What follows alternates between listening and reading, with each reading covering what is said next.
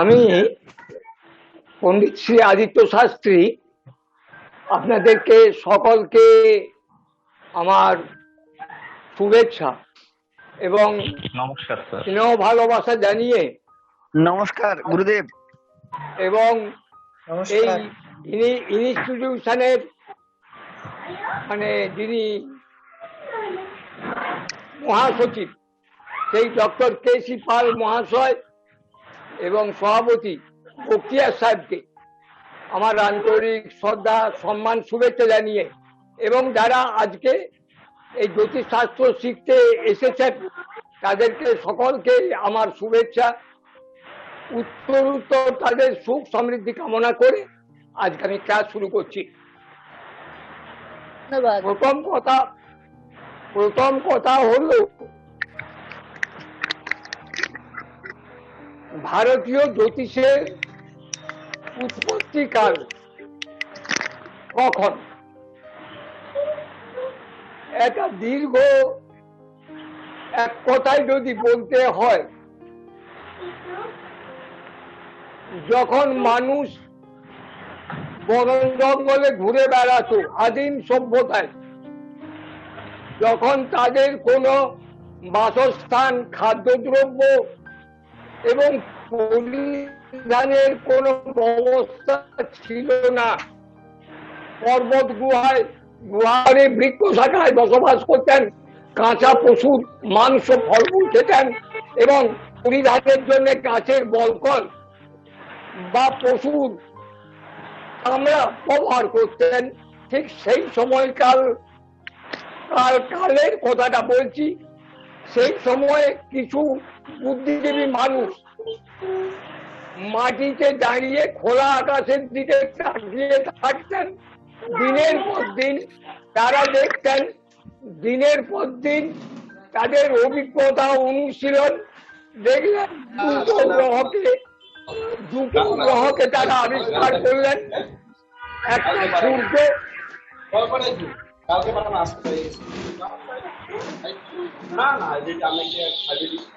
রাজন রায়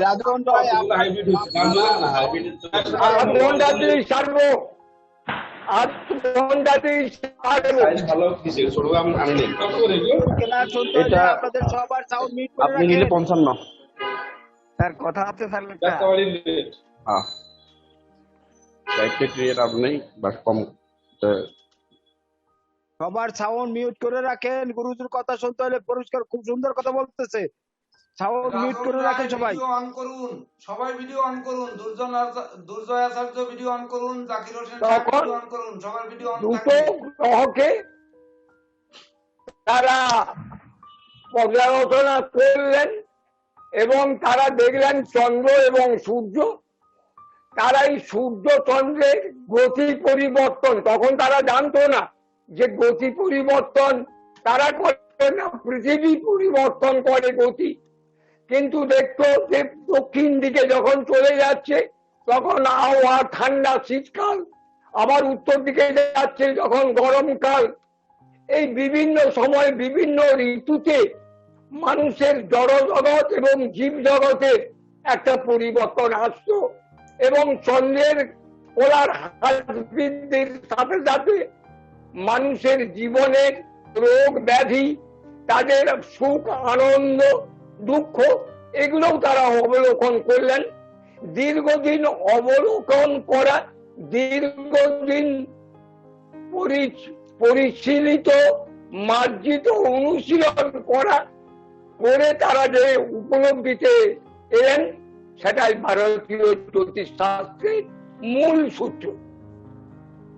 অর্থাৎ মানুষ যখন অরণ্য সভ্যতায় বাস করতেন, সেই সময় থেকেই কিছু অনুসন্ধানু, কিছু বুদ্ধিজীবী, কিছু দার্শনিক মানুষ তাদের দীর্ঘদিনের অভিজ্ঞতা, পর্যালোচনা, অনুশীলনের মাধ্যমে জ্যোতিষ সূত্রের উৎপত্তি হয়।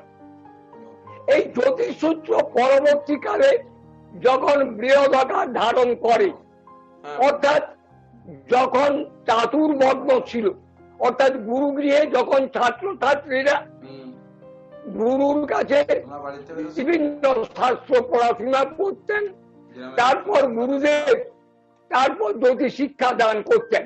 অর্থাৎ সমস্ত শিক্ষা সারা হবার পর গুরুদেব জ্যোতিষ শাস্ত্র পড়াতেন। তাই জ্যোতিষকে বেদের চক্ষু স্বরূপ বলা হয়। তারপর জ্যোতিষ শাস্ত্র পড়ানো হতো।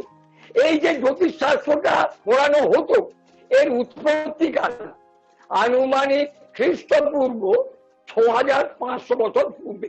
অর্থাৎ ঋগ্বেদ রচনার কাল থেকে এই জ্যোতিষ চর্চা এবং জ্যোতিষের যে আলোচনা সেটা কিন্তু মোটামুটি শুরু হয় ঋগ্বেদের আমল থেকে। সেটা আনুমানিক খ্রিস্টপূর্ব 6500 বছর আগে। এখন এই যে জগৎ সৃষ্টির মূলে জড় এবং চৈতন্যের প্রভাব,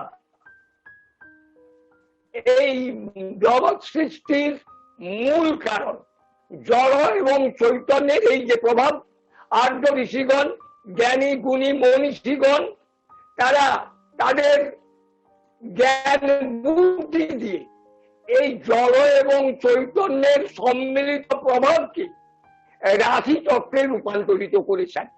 এই রাশি চক্র রূপান্তর করার পেছনে তারা প্রথমে 12টা রাশি তারা অঙ্কন করেছেন। মেষ বৃষ মিথুন কর্কট সিংহ কন্যা, তুলা বৃশ্চিক ধনু এবং মকর কুম্ভ মীন, এই 12টা রাশিতে তারা ভাগ করেছেন। শুধু এইখানেই তারা ক্ষান্ত থাকেননি, এই 12টা রাশি কে কে কোন রাশির অধিপতি সেগুলোও তারা ব্যাখ্যা করেছেন। যেমন মেষ রাশির অধিপতি মঙ্গল, বৃষ রাশির অধিপতি শুক্র, মিথুন রাশির অধিপতি বুধ, কর্কট রাশির অধিপতি চন্দ্র, সিংহ রাশির অধিপতি রবি, কন্যা রাশির অধিপতি বুধ, তুলা রাশির অধিপতি শুক্র, বৃশ্চিক রাশির অধিপতি মঙ্গল, ধনু রাশির অধিপতি বৃহস্পতি, মকর রাশির অধিপতি শনি, কুম্ভ রাশির অধিপতি শনি এবং মীন রাশির অধিপতি শনি। তাহলে 9টা গ্রহের মধ্যে 7টা গ্রহের ক্ষেত্র আছে, 2টো গ্রহের কোনো ক্ষেত্র নেই, সেটা রাহু এবং কেতু। এইগুলো পরে বলছি। তাহলে এই যে 7টা গ্রহ একমাত্র রবি এবং চন্দ্র ছাড়া বাকি 5টা গ্রহ তারা দুটো করে রাশিকে অবলম্বন করে অর্থাৎ রাশিপতি হয়ে আছেন। যেমন মেষের অধিপতি মঙ্গল, তিনি একাধারে মেষের অধিপতি, তিনি আবার বৃশ্চিকের অধিপতি। বৃষের অধিপতি শুক্র, তিনি তুলার অধিপতি। মিথুনের অধিপতি বুধ, তিনি কন্যার অধিপতি। বৃহস্পতি ধনুর অধিপতি, তিনি মীনের অধিপতি। আর মকর কুম্ভ শনির অধিপতি, দুটো ঘর নিয়ে আছে। বাদ বাকি দুটো গ্রহ চন্দ্র এবং রবি তারা একটা করে ঘর নিয়ে আছেন। চন্দ্র আছেন কর্কটে এবং রবি আছেন সিংহে। রাহু কেতুর কোন নিজস্ব ঘর নেই, তবুও স্বাভাবিকভাবে বলা হয়ে থাকে যে রাহু মিথুন বা বৃষ এগুলো ক্ষেত্র, তার উচ্চ ক্ষেত্র কন্যাকে বলা হয়। আর কেতু বৃশ্চিক ধনু তার ক্ষেত্র এবং মীন রাশি তার স্বক্ষেত্র বা মীন রাশি তার ভালো ক্ষেত্র। যাই হোক না কেন, এই রাহু কেতুর কোন নিজস্ব ঘর নেই। এরা গ্রহ যোগে এরা বলবান, এরা গ্রহ যোগে এরা ক্ষমতা দান করেন, এরা গ্রহ যোগে এদের প্রভাব বিস্তার করে। বাদ বাকি যে 5টা গ্রহ কথা বললাম,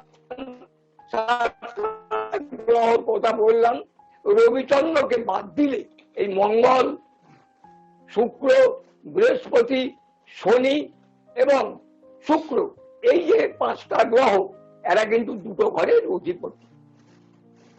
আর্য ঋষিগণ এবং তদানীন্তন কালের যারা জ্যোতিষ প্রণেতা, এই জ্যোতিষ প্রণেতা যদি কাউকে স্রষ্টা বলা হয় তো মহর্ষি পরাশরকেই ধরে নেওয়া হয়।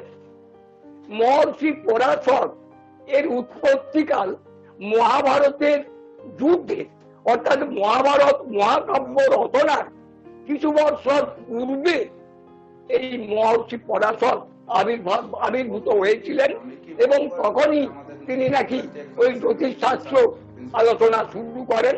পরবর্তীকালে শ্রীকৃষ্ণের দেহাবসান হবার পরও তখনও তিনি এই জ্যোতিষ শাস্ত্র নিয়ে কিছু আলোচনা বা আলোকপাত করেছিলেন। তারই বৃহৎ পারাশরী ওরা জ্যোতিষ গ্রন্থের মূল গ্রন্থ, জ্যোতিষ শাস্ত্রের মূল গ্রন্থ, তাকে কেন্দ্র করেই মহাকালের জ্যোতির সাথে তাল মিলিয়ে বিভিন্ন বহু জ্যোতিষী মনীষী গুণীজন সুধীজন তারা জ্যোতিষের কলেবরকে বৃদ্ধি করেছেন। এই মূলত এই যে ভারতীয় জ্যোতিষ শাস্ত্র, এটাকে মূলত তিনটে ভাগে ভাগ করা হয়। একটা হচ্ছে গণিত জ্যোতিষ, একটা হচ্ছে ফলিত জ্যোতিষ, আর আরেকটা হচ্ছে আমাদের ওই বলছে এই মুহূর্তে মনে আসছে না। তাহলে গণিত জ্যোতিষ মানে কি না, সূর্য থেকে প্রত্যেকটা গ্রহের দূরত্ব, তাদের পরিমাণ, তাদের গতি, তাদের শক্তি, এই যে নিরূপণ করা, এটা গণিত জ্যোতিষের মাধ্যমে করা হয়ে থাকে। মোটামুটি এটা মানে মহাকাশ তত্ত্ব এইগুলোকে বলা হয়, মানে অ্যাস্ট্রোনমির পর্যায়ে এগুলোকে আসে। আর ফলিত জ্যোতিষ এই মানব জীবনে তাদের জন্ম থেকে মৃত্যু পর্যন্ত, তাদের সুখ দুঃখ, হাসি কান্না, বিপদ আপদ, তাদের ভাগ্য কর্ম, তাদের যাবতীয় যে শাস্ত্র থেকে আমরা জানতে পারি, এটা হচ্ছে ফলিত জ্যোতিষ। মূলত আমরা ফলিত জ্যোতিষকে নিয়েই আলোচনা করব। আর একটা জ্যোতিষ আছে যেটা গ্রহগণের গতিশীলতার সাথে তাল মিলিয়ে সেই জ্যোতিষ বর্ণনা করা হয়। সেটা যেমন ঝড় ঝঞ্ঝা, বজ্রপাত, ভূমিকম্প, মহামারী, বিভিন্ন দুর্যোগ দুর্ঘটনা, এগুলোও একটা জ্যোতিষের আলোচনার পাঠ আছে। এই যারা আবহাওয়াবিদ, যারা আবহাওয়া নিয়ে আলোচনা করেন, তারা এগুলো নিয়ে আলোচনা করবেন। তাহলে আমাদের মূল আলোচ্য বিষয় হলো ফলিত জ্যোতিষকে নিয়েই আলোচনা করা। এই ফলিত জ্যোতিষের মোটামুটি রাশি চক্র 12টা, রাশি চক্রকে 12টা ভাগে ভাগ করেছেন। মেষ থেকে মীন পর্যন্ত, শুধু এই যে মেষ থেকে মীন পর্যন্ত রাশিগুলোকে ভাগ করেছেন তাই নয়, এটা কোন কোন রাশি কোন কোন পর্যায় ভুক্ত সেগুলোও তারা ব্যাখ্যা করেছেন। এই ব্যাখ্যা করতে যে তারা রাশিগুলোকে প্রথমত 4 ভাগে ভাগ করেছেন। প্রথমত বলেছেন চর অগ্নি, চর জল, চর বায়ু এবং চর পৃথ্বী। এই যে চর অগ্নি, এটাও প্রত্যেকটা চর পদার্থকে আবার 3 ভাগে ভাগ করেছেন। চর অগ্নি, স্থির অগ্নি এবং দ্ব্যর্থক অগ্নি, চর জল, স্থির জল, দ্ব্যর্থক জল, চর বায়ু, স্থির বায়ু, দ্ব্যর্থক বায়ু এবং চর পৃথ্বী, স্থির পৃথ্বী এবং দ্ব্যর্থক পৃথ্বী। এই যে চর অগ্নি, চর অগ্নি এই প্রকার ভেদে চর অগ্নি মেষ রাশিকে নির্ণয় করেছেন। চর রাশির বৈশিষ্ট্যগুলো কি আগে বলি, তারপরে এটা বলবো। গতিশীল, ক্রিয়াশীল রাশি, গতিশীল রাশি। এক কথায় চর রাশিগুলোর বৈশিষ্ট্য হলো গতিশীল, চলমান গতিশীল রাশি। স্থির রাশি ঠিক চরভাবের বিপরীত, তারা আত্মকেন্দ্রিক, তারা ধ্যান গম্ভীর, নিজেকে নিয়েই তারা মত্ত, তারা স্থির, তারা আগাচ্ছেও না, তারা পিছচ্ছেও না, তারা যা আছে তাই। আর দ্ব্যর্থক রাশি দ্বিস্বভাবযুক্ত রাশি, এরা চরের কিছুটা পাঠ এবং স্থিরের কিছুটা পাঠ, এই দ্বৈত সমন্বয়ে এই দ্ব্যর্থক রাশিগুলো তৈরি হয়েছে। তাহলে চর যে কথাটা আলোচনা করছিলাম, চর অগ্নি চর রাশিগুলোকে 3 ভাগে আবার ভাগ করা হয়েছে। চর অগ্নি মেষ রাশি, স্থির অগ্নি সিংহ রাশি এবং দ্ব্যর্থক অগ্নি ধনু রাশি। চর জল কর্কট রাশি, স্থির জল বৃশ্চিক রাশি এবং দ্ব্যর্থক জল মীন রাশি, চর বায়ু তুলা রাশি, স্থির বায়ু কুম্ভ রাশি এবং দ্ব্যর্থক বায়ু মিথুন রাশি, চর পৃথ্বী মকর রাশি, স্থির পৃথ্বী বৃষ রাশি এবং দ্ব্যর্থক পৃথ্বী কন্যা রাশি। এই রাশিগুলোর সংজ্ঞা আগামী দিন এগুলোকে বলবো। এখন যেটা বলার বক্তব্য, এই যে মেষ রাশি অধিপতি মঙ্গল এবং বৃশ্চিক রাশির অধিপতি মঙ্গল, দুটো রাশিরই অধিপতি মঙ্গল, কিন্তু ক্ষেত্র বিশেষে মেষ রাশির মঙ্গল যে কাজ করেন বৃশ্চিক রাশির মঙ্গল কিন্তু সে কাজ করেন না, যদিও অধিপতি এক। মেষ রাশি ক্রিয়েটিভ, মেষ রাশির মঙ্গল ক্রিয়েটিভ, শক্তিশালী, সাহসী, সে সৃষ্টি করে, সৃষ্টিকর্তা। আর বৃশ্চিক রাশির মঙ্গল ধ্বংসের মধ্য থেকে সে সৃষ্টিকে তৈরি করে, সৃষ্টি করে, ধ্বংসের মধ্য থেকে সে গঠন করে। তাই বৃশ্চিক রাশির জাতক জাতিকার অন্তরের মধ্যে প্রবল আলোড়ন, কর্কটের জলরাশি যেমন তরঙ্গোচ্ছ্বাস, দুকুল ভাসিয়ে যেমন জল বয়ে নিয়ে যাচ্ছে, বাঁধ ভাঙা জল, বৃশ্চিকের জল কিন্তু স্তব্ধ, নিস্তব্ধ, সে বুঝতে পারছে না, তার কোথাও আলোড়ন নেই, কিন্তু বৃশ্চিকের জাতক জাতিকার অন্তরের মধ্যে প্রচন্ড আলোড়ন, প্রচন্ড গতি কাজ করে যাচ্ছে।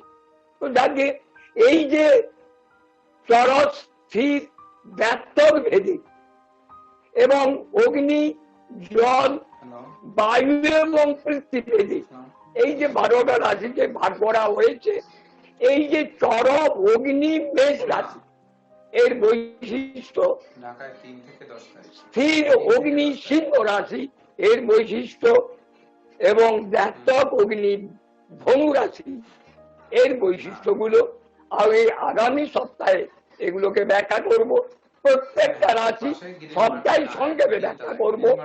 স্থির জল জল কর্কট রাশি, স্থির জল বৃশ্চিক রাশি, ব্যর্থক জল মীন রাশি, চর বায়ু তুলা রাশি, স্থির বায়ু কুম্ভ রাশি এবং ব্যর্থক বায়ু মিথুন রাশি, চর পৃথ্বী মকর রাশি, স্থির পৃথ্বী বৃষ রাশি এবং ব্যর্থক পৃথ্বী কন্যা রাশি। তাহলে চর রাশির বৈশিষ্ট্য হল চলমান রাশি, গতিশীল রাশি, মনের উপর সবসময় ক্রিয়া করে। স্থির রাশির বৈশিষ্ট্য ঠিক চরের বিপরীত, গতিশীল নয়, রাশিটা স্থির, সে নিজেকে নিজের মধ্যে আবদ্ধ থাকে, তার ব্যাপ্তি গভীরতা নিজের মধ্যে, তার বাইরের প্রকাশ সে করতে করে চায় না। আর ব্যর্থক রাশি দ্বিস্বভাব যুক্ত রাশি, এটা চরের কিছুটা পাঠ এবং স্থিরের কিছুটা পাঠ নিয়ে এই রাশিগুলো তৈরি হয়েছে। এখন এই যে চর স্থির ব্যর্থক ভেদে এই যে 4 ভাগে ভাগ, তারপরে যে আবার 3 ভাগে ভাগ করা হয়েছে এবং কোন কোন রাশির কি কি বৈশিষ্ট্য, কোন কোন রাশিতে মানুষ জন্মালে এবং কোন রাশিতে কি অবস্থায় থাকলে মানব জীবনের কি প্রভাব পরিলক্ষিত হয়, আমরা সেই রাশিগুলোর মধ্যে দেখতে পাই। চর অগ্নি মেষ রাশিতে যদি জন্মগ্রহণ করে, ধরো 1 নম্বর নক্ষত্র এই যে অশ্বিনী নক্ষত্র, 1 নম্বর নক্ষত্র, এই 1 নম্বর নক্ষত্র, 2 নম্বর নক্ষত্র ভরণী এবং 3 নম্বর নক্ষত্র কৃত্তিকা, এই নক্ষত্রগুলো নিয়েই, এই 27টা নক্ষত্রকে নিয়ে এই দ্বাদশ রাশিটার মধ্যে আছে। অর্থাৎ প্রত্যেকটা নক্ষত্র 3টে করে নক্ষত্র এক একটা রাশিকে অবলম্বন করে অবস্থান করছেন। রাশির পূর্বমান 360 ডিগ্রি 30 ডিগ্রি, বরিশালে বাড়ি। একটা রাশির পূর্ণ মান 30 ডিগ্রি, এই যে দুইয়ের 12টা রাশি ইজিক্যাল টু 360 ডিগ্রি, উনি জ্যোতিষ, আর নক্ষত্র 27টা, কনফারেন্সে হয়নি। প্রত্যেকটা 13 ডিগ্রি 20 মিনিট না, ইন্টু 27 হ্যাঁ, মনে হয়। Is equal to 360 degree. ওই জিটেন, হ্যাঁ, তাহলে মেষ রাশিকে অবলম্বন করে আছেন 1 নম্বর নক্ষত্র এবার আমার অশ্বিনী, ওই যে বললাম, 13 ডিগ্রি 20 মিনিট, আগামী বৃহস্পতিবার 2 নম্বর নক্ষত্র ভরণী, 13 ডিগ্রি 20 মিনিট, এত 26 ডিগ্রি 40 মিনিট, আর 3 নম্বর নক্ষত্র Krittika, 3 degree 20 minute, is equal to 30 degree. বলেই দেওয়ানি। বৃষ্টির বাকিটা এলো কৃত্তিকা 13 ডিগ্রি 20 মিনিটে 3 ডিগ্রি 20 মিনিট মিশে গেছে, 10 ডিগ্রি তার বাকি আছে। তাহলে বৃষের প্রথম পাঠ হলো Krittika 10 degree, Rohini 13 degree 20 minute 4 নম্বর নক্ষত্র, ওই তো সামনে। আর 5 নম্বর নক্ষত্র, তাহলে 13 আর 10 20 মিনিট হলো আমাদের সাথে 6 ডিগ্রি 40 মিনিট। 5 নম্বর নক্ষত্র মৃগশিরার 5 ডিগ্রি, এই 6 ডিগ্রি 40 মিনিট, এটা মৃগশিরার 5 নম্বর নক্ষত্রে এটা বৃষ রাশিতে এলো। তাহলে 6 degree 40 minute plus 6 degree 40 minute is equal to 13 degree 20 minute. তাহলে বাকিটা এলো মিথুন রাশিতে। তাহলে 5 নম্বর নক্ষত্র যে মৃগশিরা, এই মৃগশিরা নক্ষত্রে প্রথম 6 ডিগ্রি 40 মিনিট আপনার এলো মিথুন রাশিতে। 6 নম্বর নক্ষত্র আদ্রা 13 ডিগ্রি 20 মিনিট, এবং 7 নম্বর নক্ষত্র স্টুডেন্ট আরো ভালো। পুষ্যা, 7 নম্বর নক্ষত্র পুনর্বসু, এই পুনর্বসু নক্ষত্র 7 ডিগ্রি 10 ডিগ্রি নিয়ে এলো। তার মানে 5 নম্বর মৃগশিরা নক্ষত্রে নিয়েছে 6 ডিগ্রি 40 মিনিট, 6 নম্বর নক্ষত্র আদ্রা নিয়েছে 13 ডিগ্রি 20 মিনিট, গুরুজি, 13 20 21 ডিগ্রি, আর থাকে 13 আর 6 20, 14 20 ডিগ্রি। মোট এলো 5 নম্বর এবং 6 নম্বর নক্ষত্র মিলে, গুরুজি, আর 7 নম্বর নক্ষত্র পুনর্বসু। হ্যাঁ বলো। গুরুজি একটু ইন্টারাপ্ট করি, বলতেছি হচ্ছে যে একটা নক্ষত্র 13 ডিগ্রি 20 মিনিট, আমাদের এইভাবে বলে দিলে সুবিধা হয় বেশি, যে 13 ডিগ্রি 20 মিনিট ইন্টু হচ্ছে 12 সমান হচ্ছে 360 ডিগ্রি। এই 13 ডিগ্রি 20 মিনিট এক একটা, না ইন্টু 27, তাহলে না into into 27, 27, into 27, 27। 13 degree 20 minute into 27টা নক্ষত্র গুণ দিলে হচ্ছে 360 ডিগ্রি। তো একটি ঘরে কয়টি নক্ষত্র পড়বে, কোন কোন নক্ষত্র পড়বে, যেহেতু 13 13 26 ডিগ্রি 40 মিনিট চলে যাবে অশ্বিনী ভরণী, তাহলে কৃত্তিকার আর 3 ডিগ্রি 20 মিনিট থাকবে। 3 ডিগ্রি পরের বৃষ রাশিতে কৃত্তিকা 3 ডিগ্রি 40 মিনিট যদি চলে, 3 ডিগ্রি 20 মিনিট যদি চলে যায়, তাহলে বৃষ রাশিতে 10 ডিগ্রি থাকবে, কৃত্তিকা 10 ডিগ্রি থাকবে। তারপরে কৃত্তিকা অশ্বিনী ভরণী কৃত্তিকা রোহিণী, তারপর রোহিণী 4 নম্বর 20 মিনিট, তারপরে হচ্ছে মৃগশিরা মৃগশিরা, তাহলে 13 ডিগ্রি 20 মিনিট আর 10 degree, 13 degree 20 minute, 6 degree 40 minute হবে স্যার। না না না 13 ডিগ্রি 20 মিনিট, হ্যাঁ 13 ডিগ্রি 20 মিনিটে মানে 3 নম্বর নক্ষত্র কৃত্তিকার মাত্র ব্যবহার করা হয়েছে 3 ডিগ্রি 20 মিনিট, হ্যাঁ তার 10 ডিগ্রি আছে, তার 10 ডিগ্রি আছে। এইবার সে কৃত্তিকা এলো বৃষকে, সে এলো রোহিণী 13 বৃষকে, ডিগ্রি 20 মিনিট, তাহলে 13 আর 10 23 ডিগ্রি 20 23 মিনিট। ডিগ্রি। এইবার থাকলো 7 ডিগ্রি 40 মিনিট, অর্থাৎ মৃগশিরা 7 ডিগ্রি 40 মিনিট, না 6 degree 40 minute, 6 degree 40 minute, 6 degree 40 minute, Mrigashira 6 degree 40 মিনিটে কিন্তু বৃষ রাশি শেষ হয়ে গেল। এইভাবে আমাদের প্রতিটা ঘরে 27টি নক্ষত্র ভাগ করে যেতে হবে। এটা বললে দেখা যাচ্ছে গুরুজি সারা রাত ধরে বললেও আমরা কিন্তু বুঝতে কষ্ট হবে, কিন্তু আমরা একটা নক্ষত্র 13 ডিগ্রি 20 মিনিট, এইবার 27 এই 12টা রাশিতে ছড়িয়ে আছে সিরিয়াল অনুযায়ী। তো নক্ষত্রের সিরিয়াল অনুযায়ী 1 অশ্বিনী, 2 ভরণী, 3 কৃত্তিকা, 4 রোহিণী, 5 মৃগশিরা, 6 আদ্রা, এইভাবে 27টা নক্ষত্র আমরা যাব। তো প্রত্যেকটা 13°20' করে একটা রাশির ঘর হচ্ছে 30°। তো একটি রাশির ঘর যদি 30° হয় তো 13°20' করে পর পর বসাতে বসাতে গেলে কোন রাশিতে গিয়ে কোন নক্ষত্র পড়বে এটা কিন্তু আমরা বসিয়ে নিতে পারবো। পারবো না? হ্যাঁ পারবো? বলেন, কেউ পারবো? হ্যাঁ স্যার, হ্যাঁ পারবো স্যার। এই, তাহলে আমরা 13°20' করে প্রত্যেকটা নক্ষত্রকে বসাতে বসাতে গেলে আমাদের মকরে যে কোন নক্ষত্র পড়ছে, কুম্ভে যে কোন নক্ষত্র পড়ছে, কোন কোন নক্ষত্র পড়ছে, ধনুতে কোন কোন নক্ষত্র পড়ছে, এটা কিন্তু আপনারা ঘরে বসে বসিয়ে নেবেন। স্টার্টিংটা হবে কোথা থেকে? মেষ থেকে। মেষ রাশি থেকে। মেষ রাশি মেষ রাশির একেবারে এই কন্যার থেকে শুরু হবে, মিনের শেষ মেষের শুরু, এখান থেকে 13°20'। স্যার মকরে কি উত্তর আষাঢ়, ধনিষ্ঠা আর শ্রবণা? হ্যাঁ, হ্যাঁ, এই তো। তাহলে উত্তর আষাঢ়, ধনিষ্ঠা এবং শ্রবণা মকরকে নিয়ে তৈরি হয়েছে। এইবার প্রয়োজনে আপনারা যদি এটা বের করে নিলে কিন্তু আপনাদের শেখা হয়ে যাবে, আর যদি একবারে লিখে নিতে পারেন তাহলে কিন্তু টপাটপ বলে দেওয়া যায়, আপনারা লিখে নিতে পারেন। বলেন কাইন্ডলি। আচ্ছা, মেষ রাশিতে পড়বে 1, 2, 3 নাম্বার নক্ষত্র। মেষ রাশিতে 1, 2, 3 আমি এখানে বোর্ডে দিয়ে যাই, আপনারা টপাটপ লেখেন।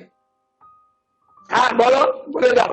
মেষ রাশিতে লেখার জায়গাও তো নেই। মেষ রাশিতে মেষ রাশিতে 1, 2, 3। আচ্ছা বৃষ রাশিতে যাবে 3, 4। বৃষ রাশিতে যাবে 3, 4, 5। বৃষ রাশিতে 3, 4, 5। মিথুন রাশিতে যাবে 5, 6, 7।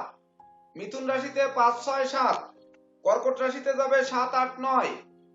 কর্কট রাশিতে 7, 8, 9। সিংহ রাশিতে যাবে 10, 11, 12। সিংহ রাশিতে 10, 11, 12। কন্যা রাশিতে 12, 13, 14। কন্যা রাশিতে 12, 13, 14। তুলা রাশিতে হচ্ছে 14, 15, 16। তুলা রাশিতে 14, 15, 16। বৃশ্চিক রাশিতে 16, 17, 18। বৃশ্চিক রাশিতে 16, 17, 18। ধনু রাশিতে 19, 20, 21। মকর রাশিতে হচ্ছে 21, 22, 23। মকর রাশিতে 21, 22, 23। কুম্ভ রাশিতে 23, 24, 25। 23, 24, 25। আর মীন রাশিতে 25, 26, 27 এই নক্ষত্র অবস্থান করবে। এবার এইটাকে কোনটা কত ডিগ্রি থাকবে, যেমন ধরুন মীন রাশিতে পূর্ব ভাদ্রপদ 25 নাম্বার নক্ষত্র থাকবে 11°। উত্তর ভাদ্রপদ নক্ষত্র 25 নম্বর না, 25 নম্বর 3°20'। 25 নম্বর পূর্ব ভাদ্রপদ 3°20'।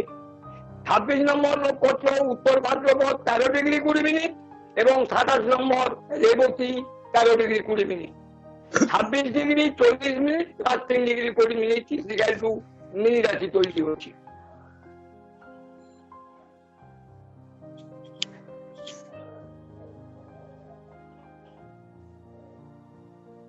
তো এইভাবে আপনারা 13°20' করে করে বসাতে বসাতে নক্ষত্রগুলোকে নিয়ে যাবেন।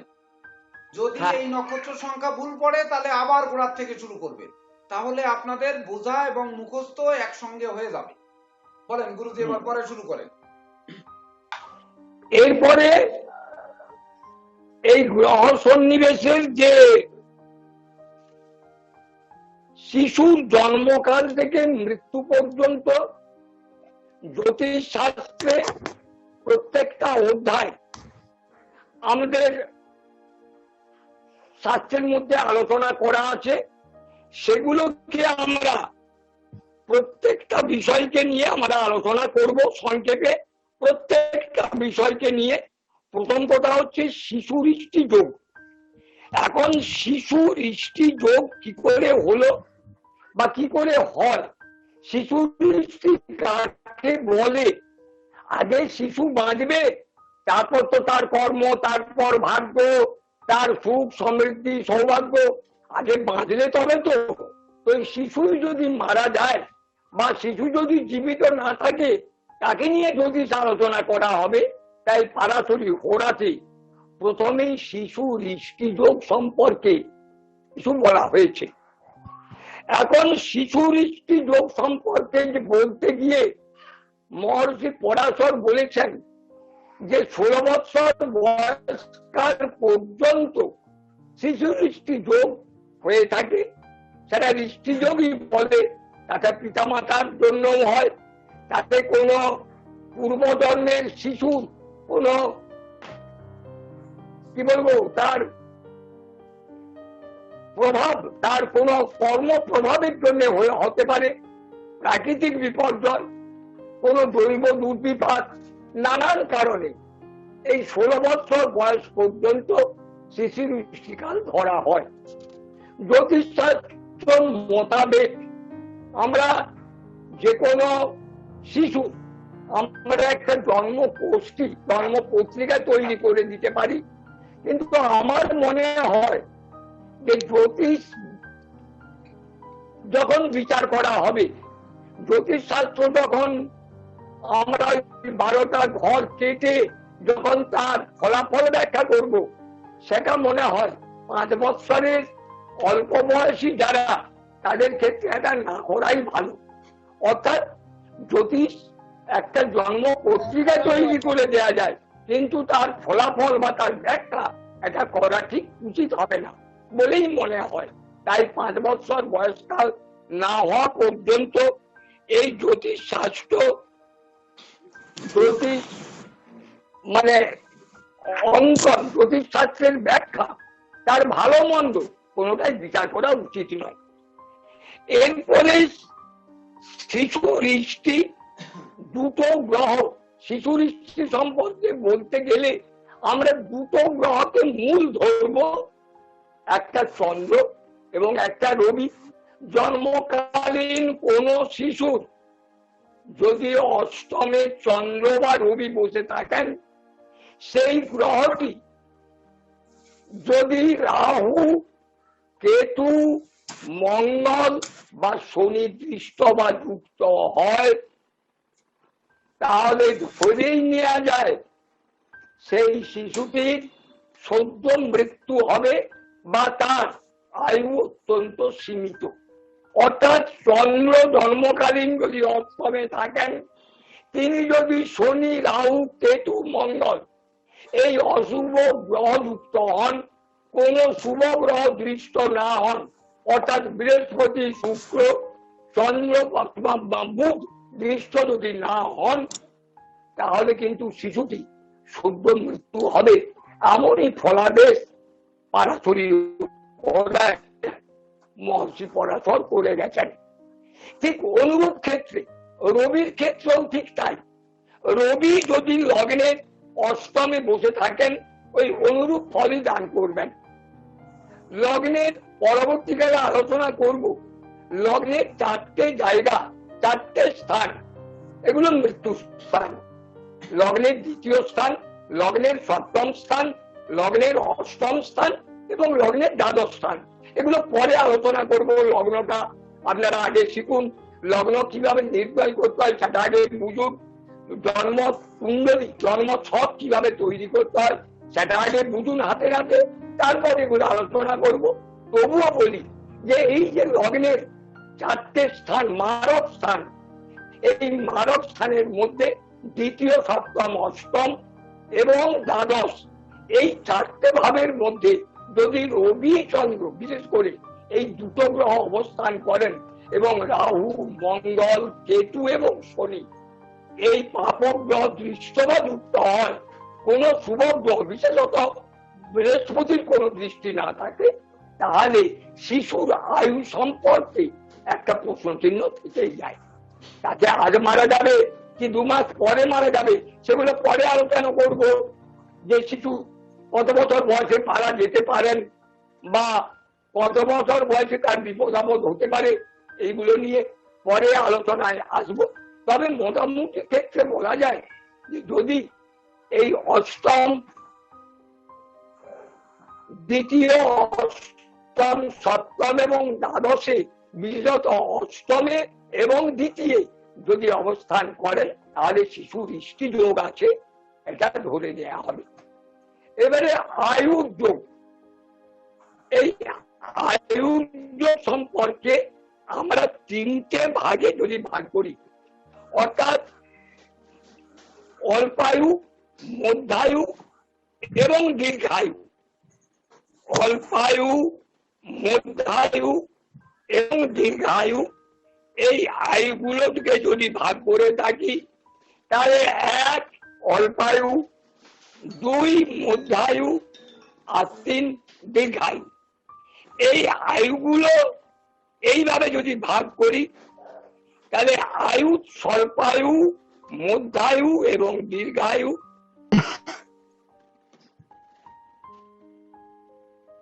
এই আয়ুগুলোর মধ্যে তাহলে 1 অল্পায়ু 1 ইজিক্যাল টু 2, মধ্যায়ু 2 প্লাস 1 ইজিক্যাল টু দীর্ঘায়ু। আপনারা হয়তো একটু বুঝতে অসুবিধা হচ্ছে কিনা জানি না। কার্তিক চন্দ্র, হ্যাঁ বলুন, এইগুলো একটু বুঝিয়ে দেবে ওদেরকে, বলেন। এগুলো বুঝিয়ে দিবে অল্পায়ু, দীর্ঘায়ু, মধ্যায়ু এবং দীর্ঘায়ু। হ্যাঁ, ওইটা বোঝানোর অল্পায়ু এক সান্নাড়ি চক্র আর নবতারা চক্রে যেতে হবে, তা না হলে বুঝাবেন। ও স্বর্ণালী চক্র, আচ্ছা নবতারা এবং বলি নবতারা এবং স্বর্ণালী চক্র বলি।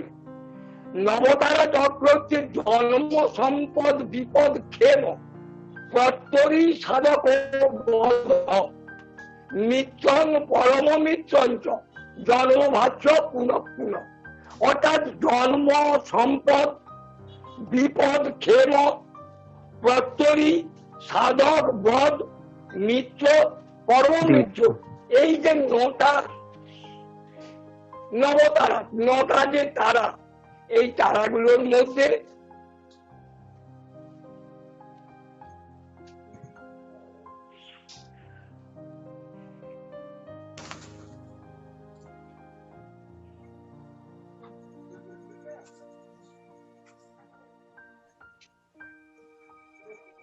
হ্যাঁ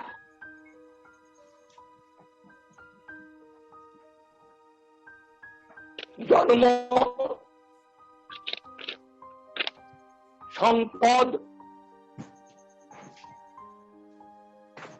বিপদ,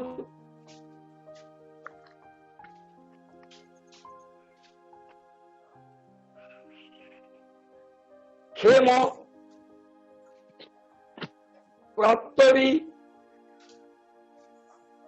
সাধক, বধ, মিত্র, অতি মিত্র, এই 9টা তারা।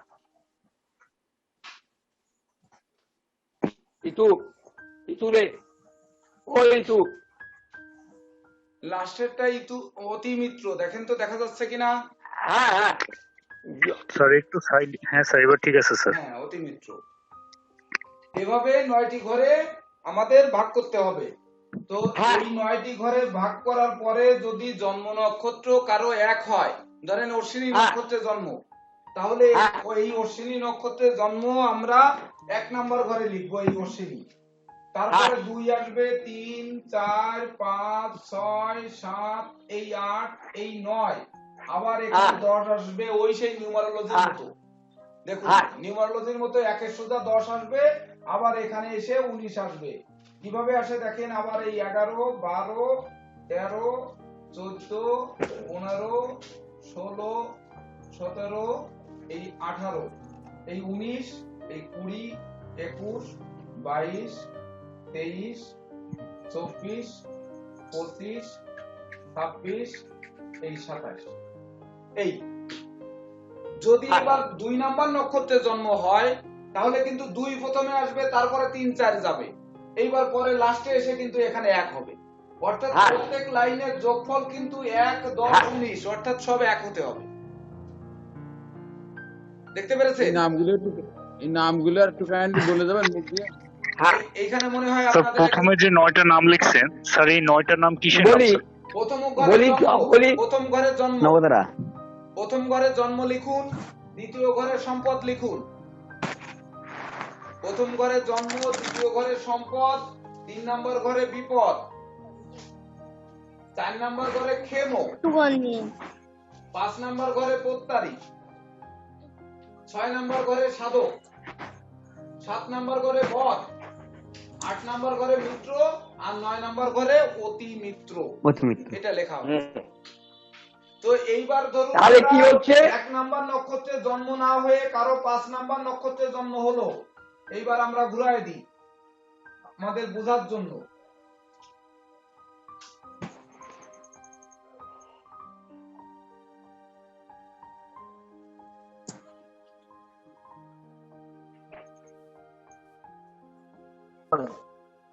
জন্ম, সম্পদ, বিপদ, তারপর খেমো খেমো বিপদ ক্ষেম, বিপদ ক্ষেম।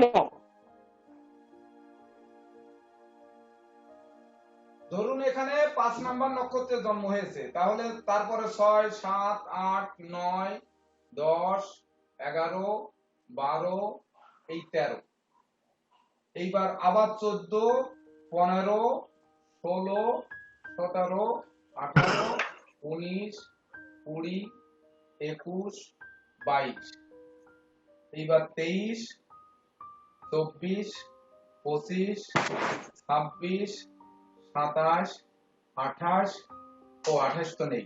এইবার দেখেন 27 পরে যখন 1, এই 2, এই 3, এই 4, আবার প্রথমে এই 5, দেখছেন?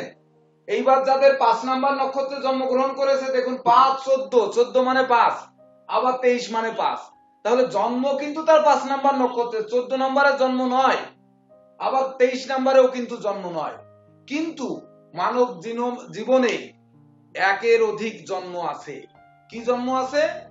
একটা হচ্ছে ভূমিষ্ঠ জন্ম, একটা হচ্ছে আপনি কর্মজীবনে পদার্পণ করলেন সেটা একটা জন্ম হতে পারে, বা জীবনের সফলতার জন্ম, আর একটা হতে পারে আপনি কখন আধ্যাত্ম মানে বিশেষ করে গুরু শিক্ষা বা গুরু দীক্ষা গ্রহণ করবেন, সেটাও কিন্তু এক ধরনের জন্ম হতে পারে। তো জীবনে 9 ঘরের নামটা একটু বলুন। জীবন, হ্যাঁ 9 ঘরের নামটা 9 নাম্বার ঘর হচ্ছে অতি মিত্র, কর্তরী, বদ এবং বিপদ, এই 3টে নক্ষত্র অশুভ। এর মধ্যে এই 3 লাইনে কি স্যার? হ্যাঁ 5 নম্বরটা কি লিখছে স্যার? 5 নম্বর ঘরটা 9 এর উপরে একটা। আর শুনুন উত্তরি, আমি উত্তরি, হ্যাঁ স্যার ওইটা কি? উত্তরি পয়রা ফলা তয়জ ফলা রয় দীর্ঘি, আপনারা সাধক, তারপর বদ, তারপর মিত্র, তারপর অতি মিত্র। হ্যাঁ এইবার তাহলে দেখেন, ওটা কি বর? হ্যাঁ বদ বদ। এইবার আমাদের এর মধ্যে খারাপ নক্ষত্র কিন্তু এই বিপদের ঘর, উত্তরীর ঘর, আর হচ্ছে বদের ঘর। বদের ঘর। এই তাহলে বিপদ আপদ দুর্ঘটনা রক্তপাত যা কিছু হবে তা 7 নাম্বার নক্ষত্রে হবে, 16 নাম্বার নক্ষত্রে অথবা 25 নাম্বার নক্ষত্রে। এইবার আমাদের দেখতে হবে যে পঞ্জিকাতে কোন দিন 7 নাম্বার নক্ষত্র পড়েছে, যেহেতু তার 5 নাম্বার নক্ষত্রে জন্ম জাতকে, তো 5 নাম্বার নক্ষত্রে যে জাতক জন্মগ্রহণ করেছে 7 নাম্বার নক্ষত্র, 16 নাম্বার নক্ষত্র এবং 25 নাম্বার নক্ষত্র, এই 3টি নক্ষত্রের দিনে তার কোনো না কোনো দিক থেকে বিপদ আপদ আসতে পারে। তো 5 নাম্বার নক্ষত্র পুনর্বসু, 7 নম্বর পুনর্বসু, 16 নম্বর বিশাখা এবং 25 নম্বর পূর্ব ভাদ্রপদ। হ্যাঁ, এই 3টি নক্ষত্রে কিন্তু বিপদ হতে পারে। এইবার প্রত্যরি মানে 9 নাম্বার, 18 নাম্বার এবং 27 নাম্বার, 9, 18, 27 এই নক্ষত্রে মানে 27 নাম্বার হচ্ছে রেবতী, 18 নাম্বার জ্যেষ্ঠা আর 9 নাম্বার হচ্ছে অশ্লেষা। এই নক্ষত্রের দিনে হ্যাঁ হ্যাঁ বলেন। হ্যাঁ ঠিকই বলেছেন, বলো না কে কি বললো? আচ্ছা, এই 3টা নক্ষত্রের দিনে প্রত্যরি অর্থাৎ এই 3টে নক্ষত্রও কিন্তু খারাপ দিন, অর্থাৎ এই নক্ষত্রের দিনে আপনি কোনো না কোনো প্রাকৃতিক বিপর্যয় পড়তে পারেন, এমনকি বিশেষ করে কোনো ক্ষয়ক্ষতি হতে পারে, আগুন বিদ্যুতে বিপর্যয় ঘটতে পারে, বা কোনো না কোনো দিক থেকে মানে বিপর্যয় আসবেই, এটা 5 নাম্বার নক্ষত্রে জন্ম হলে। এইবার বদ নক্ষত্র,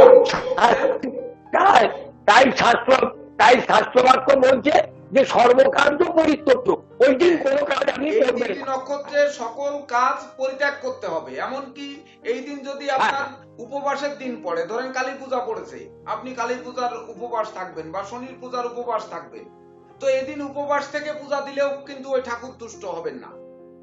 যদিও বলেছেন কোন ধর্মে বলেছেন, যেমন কলিযুগে হরিচাঁদ ঠাকুর বলেছেন যে মলমূত্র ত্যাগে কবু যার মুখে হরিনাম জাগে, সব দিন করা যাবে, কিন্তু বেদ কিন্তু তা বলে নাই, বা আমাদের পঞ্জিকা বা পাজি কিন্তু তা বলে নাই।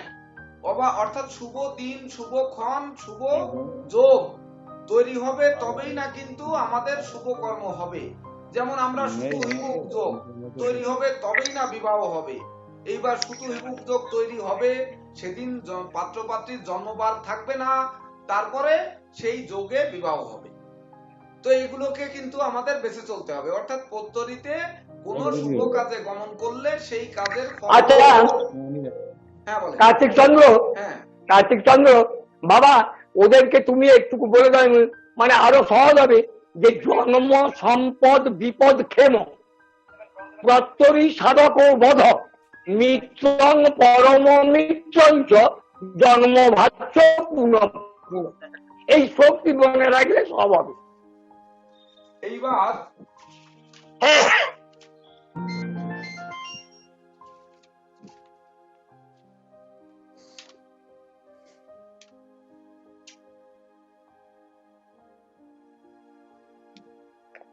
আপনারা লিখেও নিতে পারতেন, স্যার লিখেও 9টা যে নিতে কক্ষ পারেন। করেছেন স্যার, এই কক্ষের নামটা কি স্যার? কোন কক্ষ? স্যার এই যে 9টা যে ইয়ে নবতারা করছেন স্যার, চক্র, নবতারা চক্র। নবতারা চক্র, নবতারা চক্র। এটা রাশি চক্র, এটা রাশি নবতারা চক্র, নবতারা চক্র, এই যে দেখুন, দেখা যায়, নবতারা হ্যাঁ, স্যার। চক্র। হ্যাঁ স্যার, দেখা যায়, দেখা যায়, দেখুন দেখা যায়। নিচে এই সংস্কৃতে কিন্তু লেখা আছে এই যে জন্ম সম্পদ বিপদ ক্ষেম প্রত্যরি সাধক বধ মিত্রং পরমিত্রঞ্চ জন্ম ভাৎস পুনঃ পুনঃ, যে কথা গুরুজি বললেন। অর্থাৎ এখানে নিচের লাইনে দেখুন লেখা আছে নক্ষত্র সকল অশুভ সকল, অর্থাৎ 4, 6, 8, 13, 15 দেখেন লাইন দিয়ে এই নক্ষত্রের সকল শুভ কার্য বর্জন করতে হবে, দেখেন লেখা আছে, আছে এই চার্ট কোথায় পাবো এটা? দেখা যায়। চার্ট তো হ্যাঁ, এঁকে দিলাম তো আপনাকে, আপনাদের তো এঁকে দেওয়া হলো। ঠিক আছে। এটা তো কোষ্ঠীর ফরম্যাট, এটা আমার তৈরি কোষ্ঠীর ফরম্যাট, এই যে এই, আচ্ছা আচ্ছা, হ্যাঁ ঠিক আছে, বুঝছি। হ্যাঁ বুঝতে পেরেছেন? এই ফরম্যাট তৈরি করা আছে, এই ফরম্যাট যার যার মতো তৈরি করে নিতে হবে, এই যে। তো এই তৈরি করে নিয়ে সেখানে বসাতে হবে, এই ঘর আঁকানো থাকবে, এইটাই বসাতে হবে। এবার বদ নক্ষত্র যেটা পড়বে, যেমন বধে পড়েছে দেখুন 11, 20 এবং 2, তো 2 হচ্ছে ভরণী নক্ষত্র, 11 হচ্ছে পূর্ব ভরণী নক্ষত্র, আর 20 হচ্ছে পূর্বাষাঢ়া নক্ষত্র। এই তিনটি নক্ষত্রে কিন্তু বদ মানে তো বদ হতে পারে। কি হতে পারে? ধরেন কেউ গুলটি মারছে, শালার গুলটির সামনে আমি পড়ে গেলাম। কেউ পাখি গুলি করছে, শালার পাখি গুলির সেই গুলির মাথায় আমি পড়ে গেলাম। এমনও দেখেছি আমার জীবনে যে মাঠে গোলাগুলি হচ্ছে, দোকানদার বিষ্ণুপদ পাল শাটার আটকে দিছে, মাঠে গোলাগুলি হচ্ছে, শাটার আটকায় দিছে, তাড়াতাড়ি শাটার ভেদ করে যে ওর বুকে গুলি লেগে ও জায়গায় মারা গেছে, একেবারে জায়গায়। কেন? গুলিটা শাটারে লাগেছে, বেশ ভালো কথা, দোকানের ভিতর গেছে, ও তো ওই গুলির সোজা না বসে পারতো, ও তো একটু এপাশে বসে পারতো। দোকানটা তো 20 ফুট লম্বা, 20 ফুট একটা দোকান ঝনঝনিয়া বাজারে। আমি যখন 9-এ পড়ি তখন মাঠে গোলাগুলি হয়েছে, সেই গুলি গিয়ে শাটার ভেদ করে সেই বিষ্ণুপদ পাল মারা গেছে, মুদি দোকানদার। তো আমার কথা হচ্ছে যে তার যদি জীবনে আয়ু থাকতো বা বেঁচে থাকার যোগ থাকতো, তাহলে কিন্তু সে অবশ্যই তার বসার চেয়ারটা এখানে হতো, বা এখানে হতো, বা তার ক্যাশ বাক্স এখানে থাকতো, বা হয়তো গুলিটা হাতে লাগতো, যে হাতে লাগলে হাত কেটে ফেলে হয়তো বাঁচতো, বা পায়ে লাগতো, কিন্তু একেবারে সোজাসুজি যে বুকে লাগবে সেই গুলিতেই সে মারা যাবে, অর্থাৎ মৃত্যু তার ওখানে ছিল। তো এই বদ নক্ষত্রের দিনগুলোও কিন্তু চরম বিপর্যয়ের দিন, অর্থাৎ আমরা কোনো না কোনো ভাবে বদ হতে পারি। এইবার দেখতে হবে বদ। একটা প্রশ্ন স্যার, এবার আরেকটু সহজ বলি, দেখুন এই গুরুজি যে কথা বললেন স্বল্পায়ু, দীর্ঘায়ু এবং মধ্যায়ু, এই না সংজ্ঞা দিয়ে আসবে না, হ্যাঁ বলুন। না, আগে আগে সংজ্ঞাটাই বলো, তাহলে আইনটা পড়লে হবে না। হ্যাঁ, ওই তো সামনে সপ্তাহে হবে। না দেখি এর ভিতর তন্ময় বাবু আচ্ছা। কি প্রশ্ন করছেন। স্যার প্রশ্নটা হচ্ছে যেখানে 5 লিখছেন কোন জাতকের সেখানে নক্ষত্র সংখ্যা 6 হতে পারে, তাহলে কি সেখানে যদি 6 হয় তাহলে লাস্টের সংখ্যা যদি আপনার 14 হয় তাহলে কি স্যার তার অধিমিত্র চিত্তার নক্ষত্র হবে স্যার? লাস্টের সংখ্যা হয়ে হ্যাঁ। হ্যাঁ 14 হবে, স্যার, তাহলে প্রথম সংখ্যা- অতিমিত্র 14 নম্বর নক্ষত্র হবে, 14 চিত্রা। নম্বর মানে চিত্রা হবে। যদি স্যার, 7 বুঝতে হয় পারছি। তাহলে যদি 7 হয় তাহলে 15 হবে, 7ই হবে অবশ্যই। অতিমিত্র। এইবার যদি জন্ম নক্ষত্র 27 হয় তাহলে 27 হলে কি হবে? 27 হলে 8 নম্বর নক্ষত্র হবে আপনার এবং- অতিমিত্র। 8 নম্বর নক্ষত্র মানে হচ্ছে পুষ্যা হবে অতিমিত্র। Sir clear? সবাই বুঝতে পেরেছেন? সবাই বুঝতে পেরেছেন তো? স্যার, এইবার জি, দেখেন স্যার। এখানে আরেকটি চক্র এঁকেছি, সান্নালী চক্র। দেখুন আগের থেকে এঁকে রেখেছি, গুরুজি যখন আলাপ করতেছিলেন। আপনারা সব সময় খেয়াল করবেন, প্রিন্সিপাল স্যার যখন ক্লাস নেবেন আমি যেটি বোর্ডে লিখবো মনে করবেন এটা পরবর্তীতে আপনাদের প্রয়োজন, অর্থাৎ সঙ্গে সঙ্গে এটা শুনতে থাকবেন এবং এটা আঁকতে থাকবেন, একে এটা লেখা শুরু করে দেবেন। ধরুন এই 5 নাম্বার নক্ষত্রে কোনো জাতক জন্মগ্রহণ করেছে, তাহলে 5 নাম্বার নক্ষত্রে যদি কোনো জাতক বা জাতিকা জন্মগ্রহণ করে তাহলে তার মৃগশিরা স্যার। হ্যাঁ 5 নাম্বার মৃগশিরা নক্ষত্রে জন্মগ্রহণ করেছে, তাহলে সান্নালী চক্রে তার জন্ম নক্ষত্রে পড়বে 5 নাম্বার। স্যার ওই ভিতরে কি কি লেখছেন এটা বলবেন না? এখানে লিখেছি জন্ম কর্ম, জন্ম এখানে কর্ম, এই উপরে সাংঘাতিক, এটা মানুষ, এটা বিনাশ, এটা সমুদয়। দেখুন তো বোঝা যায় কিনা? স্যার এখানে কি 1 2 3 লগ্ন সাপেক্ষে এভাবে কিছু আছে? নো নো নো নো, নক্ষত্র সাপেক্ষে হবে, সেইটাই বুঝাচ্ছি। আগে আপনারা ছকটা করুন। মানুষ, স্যার এই কি সাংঘাতিক, মানুষ, তারপরে বিনাশ, নিচে বিনাশ, বিনাশ, এখানে সমুদয়। স্যার মাঝখানেরটাই কি? মাঝখানে হচ্ছে চক্রটার নাম সান্নালী চক্র। সান্নালী চক্র, তাই মাঝখানেরটা প্রয়োজন নেই। নারী চক্র। সান্নালী চক্র এটা বাদ। তাহলে কার্তিক চন্দ্র কেউ যদি 5 নাম্বার বাবা। নক্ষত্রে জন্মগ্রহণ করে, আপনারা আগে তার সান্নালী চক্রটি করে নিন। 5 নাম্বার নক্ষত্রে জন্মগ্রহণ করলে জন্মের ঘরে 5 লিখবেন, জন্মের ঘরে 5। এইবার তার কর্মনালীতে যে লিখতে হবে 14। এইবার কর্মনালীর পরে সাংঘাতিকে যে লিখতে হবে 20। আমাদের বেতন না ধরে যে লেখার মাসের পরে একসাথে নিয়ে মানুষের যে সমুদয়তে লিখতে হবে 22। মাসে 15,000 করে নিয়ে যায়।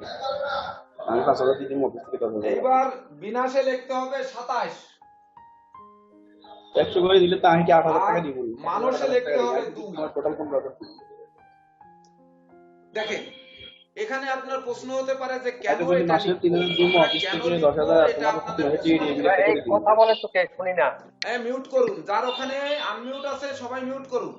এটা না বুঝতে আচ্ছা, যে পারলে মাসে আপনাদের টিএডিএ বিল না হবে, বুঝতে কথা আরে এত কথা আসছে কোত্থেকে? এত স্যার, এত একদম কে গল্প কথা করছেন, বলছেন? আপনি মিউট করে কথা আরে বলেন এত কথা আপনারা। বলছেন কেন? কে কথা বলছেন এত?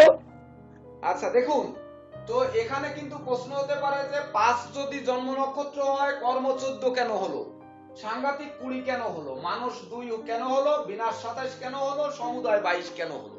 এটা কিন্তু আপনাদের প্রশ্ন হতে পারে।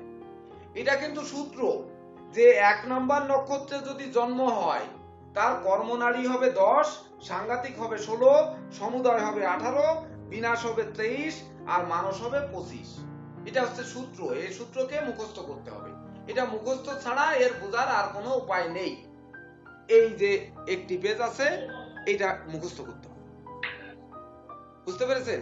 এসব নোট সবাই যখন যোগাযোগ করবেন আমরা দিব, প্রয়োজন মতো দিব, সবার কাছে হোয়াটসঅ্যাপ ভাইবারে পাঠাবো। এই জন্য আমার সাথে সবাইকে হোয়াটসঅ্যাপে কানেক্ট করতে বলেছি, কিন্তু এখনো সবাই করেননি, তো এটা প্রয়োজন হবে। তো দেখুন এখানে কিন্তু একটা সূত্র বলে, যে একটা সূত্র আছে আয়ু বিচার করার, সেই সূত্র বলে হচ্ছে সান্নালী চক্রের সংস্কৃতে বলে ইহা দেহার্থহানি সাহায্য নাক্ষ উপতাপিতে কর্মক্ষ কর্মনাং হানি পীড়া মানসী মানুষে।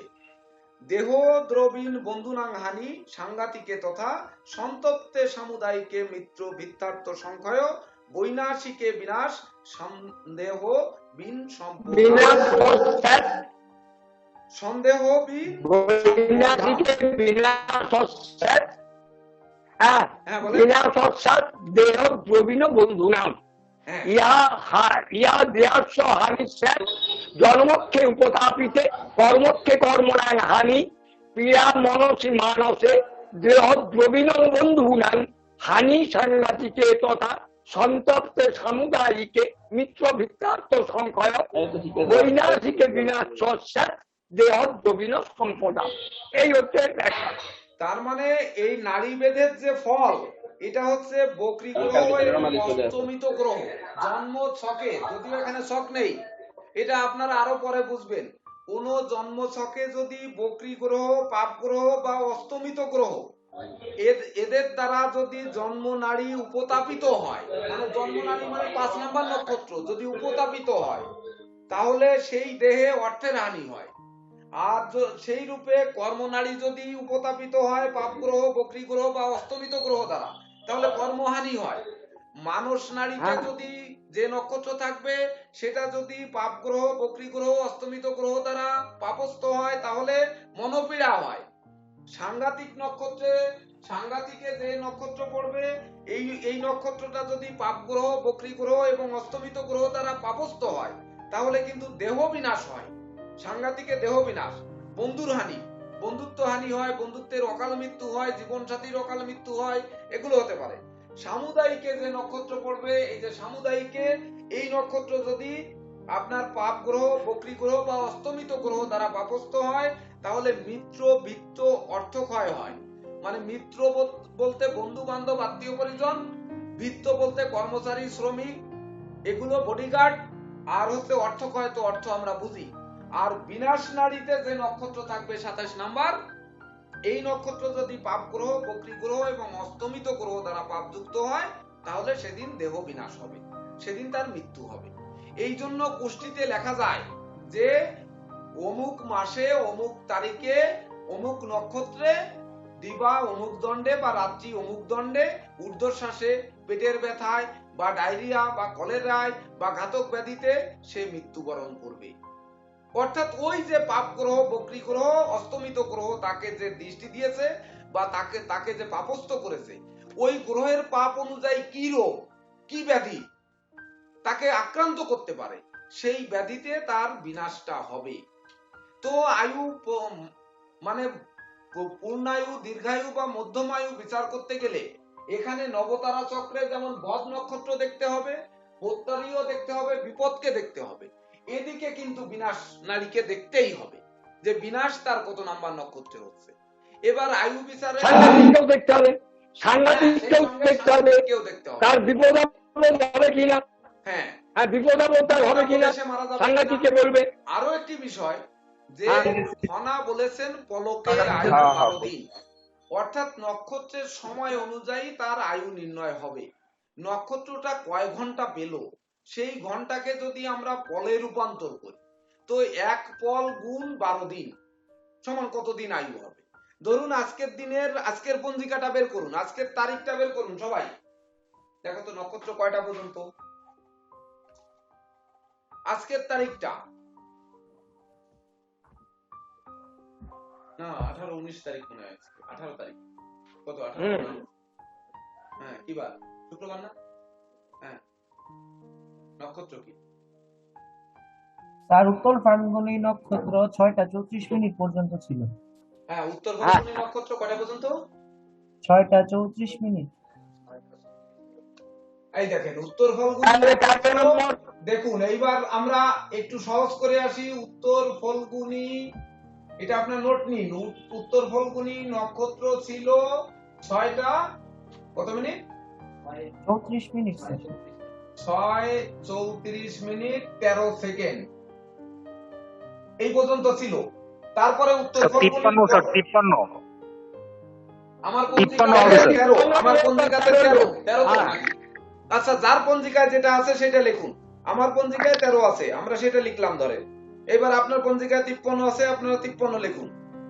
এইবার উত্তর ফল্গুনী নক্ষত্রের পরে আস্তে আস্তে হস্তা নক্ষত্র শুরু হচ্ছে। তাহলে হস্তা নক্ষত্র এখন কত বাজে? এখন 9টা 46 বাজে, 9টা 46, রাত্র 9টা 46। তাহলে এর থেকে রাত 9টা 46 পর্যন্ত, 9টা 46 পর্যন্ত কয় ঘন্টা হয় বলেন? 9টা 46 00 বিয়োগ করেন। 9 46 00 সাথে 6 34 13 বিয়োগ করুন। 3 ঘন্টা 12 মিনিট স্যার। কত? 3 ঘন্টা 12 মিনিট। হ্যাঁ স্যার। 3 ঘন্টা 12 মিনিট। 3 ঘন্টা 12 মিনিটকে পলে করুন। ঘন্টাকে 60 দিয়ে, মিনিটকে 60 দিয়ে গুণ, আর ঘন্টাকে 60 দিয়ে গুণ করে যা হবে তাকে আরো 60 দিয়ে গুণ করুন, পলে রূপান্তর করুন, দেখেন কত হয়। আছে কারো কাছে ক্যালকুলেটর? স্যার আবার একটু বলতে হবে স্যার। 3 ঘন্টা 12 মিনিট মানে দণ্ড পল বিপরীতে আনতে হবে। হ্যাঁ, দণ্ড পল পলে বিপরীতে আনতে আনতে হবে। হবে ঘন্টাটাকে, পলে ঘন্টা আনতে মিনিটকে। হবে। অর্থাৎ ঘন্টা, দণ্ড হ্যাঁ। পল বিপল, তো আমাদের ঘন্টা মিনিটকে পলে আনতে হবে, মানে 3 কে হ্যাঁ। 60 দিয়ে গুণ দিন। 7520 7520 520 পল। বল। এর গুণ হচ্ছে 12 দিন, গুণ 12।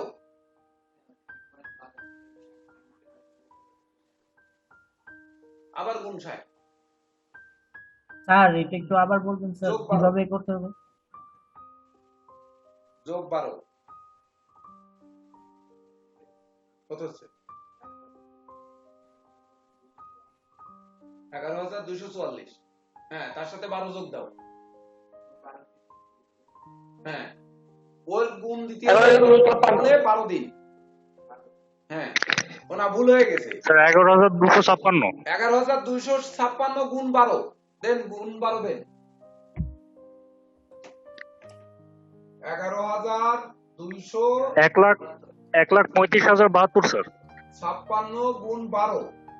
এইবার এইটাকে 365 দিয়ে ভাগ দিন, যা হয়েছে 365 দিনে 1 বছর। কতদিন হয়েছে কত বললেন? 11,256 গুণ 12 দিলে কত হলো? 1 লাখ কত বললো? 1,35,072 1,35,072 দিন। একে 365 দিয়ে ভাগ দিন, তাহলে কয় বছর হয় দেখুন। ভাগ 365। স্যার 370 আসছে স্যার। হ্যাঁ, 370.0 স্যার। 370.0 370.0। হ্যাঁ স্যার। 370 বছর মানুষ বাঁচবে 3 ঘন্টা 12 মিনিট যদি হয়, তাহলে তো দণ্ড বলেই আপনাদের ভুল গেছে। দেখেছো ক্যালকুলেটর কিনতে বলেছি, কি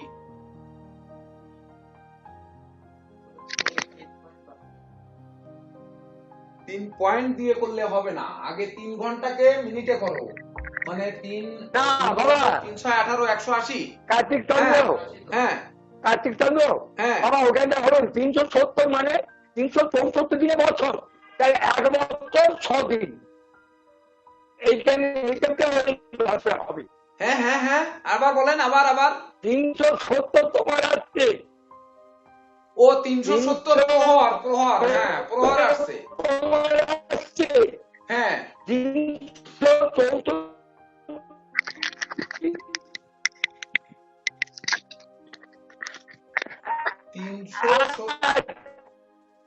তার মানে 364 বছর হচ্ছে, তাহলে 1 বছর 6 দিন এইটা আসবে। 1 বছর 6 দিন না, তা হবে কেন? বেশি হবে। বেশি হবে। 3 4 12 না, নক্ষত্র সমান 3 4 12 120। 120 মানে 3 ডিগ্রিতে চলে আসবে, তো 30 বছরের কাছাকাছি আসবে। ভুল হচ্ছে। স্যার আপনি আবার বলুন স্যার, আমার ক্যালকুলেটর আমি হিসাব করছি স্যার। আজকে ক্যালকুলেটর আছে? এবার ঘন্টাকে পলে রূপান্তর করুন, মানে ঘন্টাকে কত 3 ঘন্টাকে 60 দিয়ে গুণ করুন। হ্যাঁ স্যার করেছি স্যার, 192 মিনিট হয়েছে। হ্যাঁ, এইটাকে আবার 60 দিয়ে গুণ করুন। হ্যাঁ স্যার 11,520। হ্যাঁ, এবার হ্যাঁ। এর সঙ্গে হচ্ছে 12 গুণ 60 সবরং 72 যোগ 720 দেন। হ্যাঁ হ্যাঁ হয়েছে? এবার কত হয়েছে বলেন? স্যার 11,520 এর সাথে কি গুণ দিব?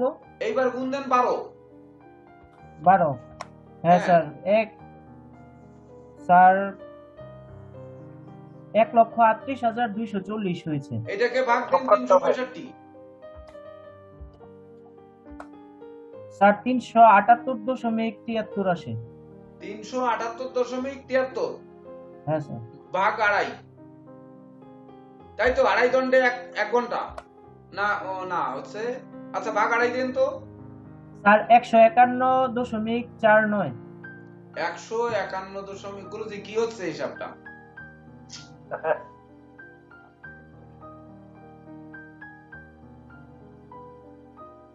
তন্ময় বাগচি, আপনার কাছে আছে তো ক্যালকুলেটর? হ্যাঁ স্যার, ওইটাই বাড়াচ্ছে 151.92 স্যার 400। স্যার আপনি কাইন্ডলি 191.51 আরে 492 দণ্ড ইকুয়াল টু 24 দণ্ডের গতি। দাঁড়া, 192 স্যার। 192। না স্যার 492, 151.492 492। ও স্যার 151 স্যার 151 দশমিক ধরার দরকার নেই। 492। 151.492। গুরুজি 15 বছর 1 মাসের মতো হবে, দেখেন।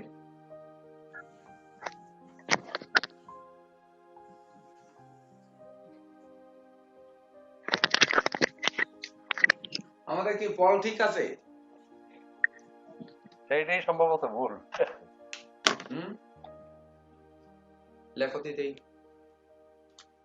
আড়াই দণ্ডে 1 পল, 60 পলে হচ্ছে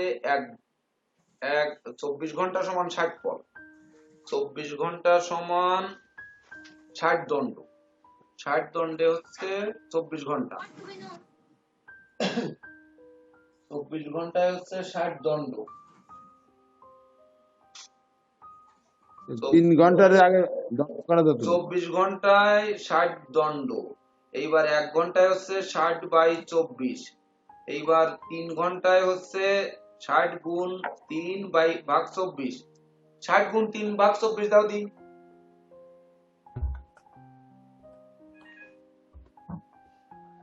গুণ 3 ভাগ 7.5 স্যার। হ্যাঁ কত? আর 7.5। 7.5 7.5। 7.5 এর সাথে যোগ দেন 12, যোগ দেন 0.12, 19.5 12 আর 5 7 পয়েন্ট, 12 আর 5 17, 12 আর 5 17, 7.17। এইটা হচ্ছে দণ্ড। এইবার দণ্ডকে পলে করতে হবে। এবার 7.7 17 কে গুণ দেন 60, 17 গুণ 60 ভাগ দাও 365। ও না না, আমার মোবাইল অফ হয়ে গেল। না হয়নি। তো কত গুণ 12, ওর সাথে কত হয়েছে? 17 পয়েন্ট, ওই 7.17 গুণ 60 কত হয়েছে? 60 সমান কত? Sir 430.2 sir. 430.2 2 স্যার। গুণ দেন হচ্ছে 12। 2 স্যার 5162 স্যার। 5162.4 স্যার। হ্যাঁ স্যার। এইটাকে ভাগ দিন 365। Sir 14.14 sir. 14.14। এই হচ্ছে 14 বছর 14 দিন, এই হবে তার আয়ু। এবার বুঝতে পেরেছেন আপনারা? এবার বুঝতে স্যার পেরেছেন? এই সূত্রটা আরেকবার ক্লিয়ার করে দাও, আরেকবার ক্লিয়ার করে দাও। প্রথমে 24 ঘন্টায় 60 দণ্ড, 24 ঘন্টায় 60 দণ্ড। তা 24 ঘন্টায় যদি 60 দণ্ড হয়, তাহলে ঐকিক নিয়মে যাবো 1 ঘন্টায় 60 বাই 24। এইবার ওখানে সময় আছে 3 ঘন্টা 12 মিনিট, মানে 3 ঘন্টা সমান হবে 60 গুণ 3 ভাগ 24। ভাগ 24 হবে ঐকিক নিয়মে। এইবার ভাগ করলে আসলে কি 7.5, তার সাথে যোগ করুন, ওটা মিনিটে পেলাম। এইবার তার সাথে 12 মিনিটকে যোগ করুন, যোগ করার পরে পাচ্ছি 7.17। একবার এই 17 আরে কে কথা বলছেন আপনারা? 17কে 60 দিয়ে গুণ দিন, গুণ দেওয়ার পরে তাকে 12 দিন ওই যে ফল বের হচ্ছে, ফল বের হলো 430.2 গুণ 12। হ্যাঁ স্যার। গুণ 12 করে যা হবে তাকে 365 দিয়ে ভাগ দিন। ভাগ দেওয়ার পরে যেটা হলো 14টা বছর, 365 দিনে 1 বছর, 14 বছর 1 মাস, আর ওর পরে পয়েন্ট যেটা আছে সেটা দিন। এবার বুঝতে পেরেছেন? 14.14 স্যার। 14.14 তাহলে 1 মাস 4 দিন। এই হবে তার আয়ু। 2 বছর 1 মাস 4 দিন ওটা আসবে। একটা আয়ু বিচারের সহজ পদ্ধতি যে আমরা জন্ম নক্ষত্র থেকে নক্ষত্রের সময় অনুযায়ী আয়ু বিচার করার একটা সহজ পদ্ধতি। কিন্তু এই পদ্ধতির সাথে আমাদের দেখতে হবে যে 14 বছর 1 মাস 4 দিন পরে গিয়ে আমাদের সেই বিনাশ নক্ষত্র পড়েছে কিনা, এদিকে বদ নক্ষত্র পড়েছে কিনা। অবশ্যই পড়তে হবে, তা না হলে কিন্তু ওই খনা সূত্র কিন্তু মিথ্যা হয়ে যাবে। বুঝতে পেরেছেন? খনা বানানো যে সূত্র দিয়েছে যে পলকে আয়ু 12 দিন, ওই দিনে যদি 14 বছর 1 মাস 4 দিনের মাথায় যদি বদ নক্ষত্র, এদিকে যদি আপনার বিনাশ নক্ষত্র বা সাংঘাতিকটা অন্তত পক্ষে না পড়ে, তাহলে সে ওই দিনে মারা যাবে না।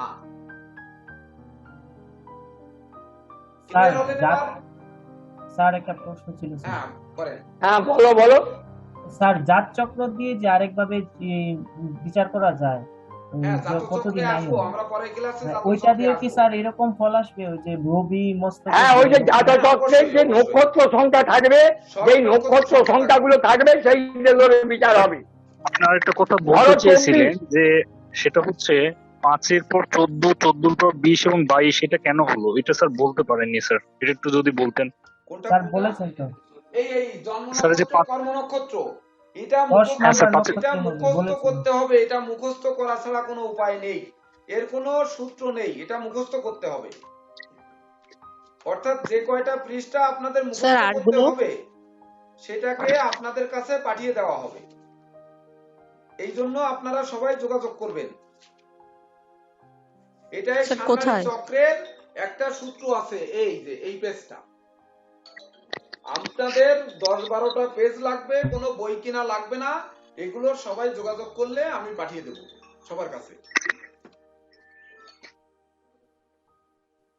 কার্তিক চন্দ্র বাবা আরেকটু সহজ করে বুঝিয়ে দাও যে যদি জন্ম নক্ষত্র 1 হয়, তার 10 নম্বর নক্ষত্র হবে কর্ম নক্ষত্র। বলে দাও একবার, তাহলে এটা আরো সহজ ভাবে হবে।